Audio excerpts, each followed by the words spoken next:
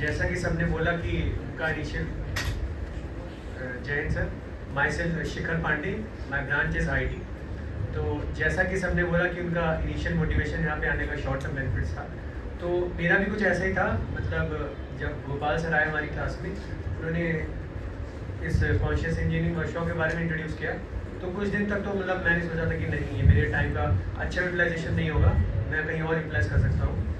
लेकिन फिर 2-3 दिन बाद मैंने सोचा कि मेरी लाइफ जैसे कि मतलब स्ट्रेस रिलेटेड इश्यूज हो रहे हैं, ओवर थिंकिंग ये सब हो रही है, तो क्यों ना मैं इसको एक बार ट्राई करूँ। तो फिर मैंने रजिस्टर किया और यहाँ पे मैं आया। तो पहले दिन जैसे कि मैंने देखा कि यहाँ पे मतलब बहुत सारे बच्चे आए हुए हैं, तो मतलब मेरा भी मोटिवेशन होगा कि चलो यहाँ पे कुछ सीखने को मिलेगा। तो पहले दिन जैसे सर ने बताया ऑब्जर्वेशन के बारे में, तो मैं ये देख रहा था कि मेरी लाइफ में ये चीज़ कहीं लैक कर रही है। मैं मतलब जैसे सबने कहा, मतलब मैं भी अगर कोई कुछ बोल देता था तो मैं भी रिएक्ट कर देता था, तो मतलब पॉज नहीं लेता था। तो यहाँ पे आके जैसे सर ने बताया ऑब्जर्वेशन, तो मैं फिर जैसे उस दिन गया घर पे और मौन व्रत भी सर ने बताया, तो पहले तो एकदम शांत था, चीज़ों को ऑब्जर्व कर रहा था।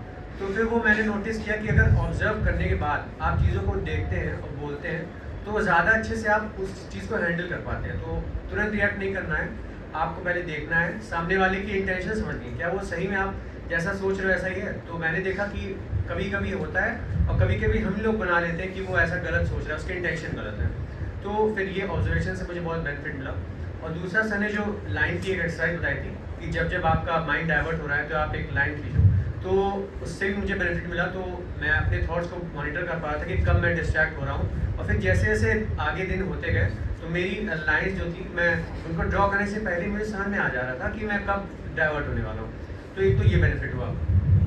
और सर ने बताया था कि हमें इंटेंशन पे दूसरों की ट्रस्ट करना चाहिए। तो ये भी मैंने ट्राई करने की कोशिश की। मैं पहले से ना अज्यूम कर लूँ कि सामने वाला मेरे लिए बुरा ही बोलेगा, बुरा ही सोचेगा। तो मैंने इंटेंशन पे भी दूसरों की ट्रस्ट करना सीखा। तो ये सारी फीलिंग्स हैं। और जैसे सर ने बताया था कि रिस्पेक्ट की फीलिंग, तो मैं भी जैसे कि दूसरों से अच्छे से बात कर रहा हूँ, किसी को भी मतलब रूडली रिप्लाई नहीं कर रहा हूँ, उनकी बातों को समझ रहा हूँ फिर रिप्लाई कर रहा हूँ। तो ये सारे चेंजेस जो है मैंने ऑब्जर्व किए हैं। और मेडिटेशन की बात, योग निद्रा की बात, तो मैं घर जाके भी ये चीज़ें ट्राई कर रहा हूँ, मेडिटेशन कर रहा हूँ।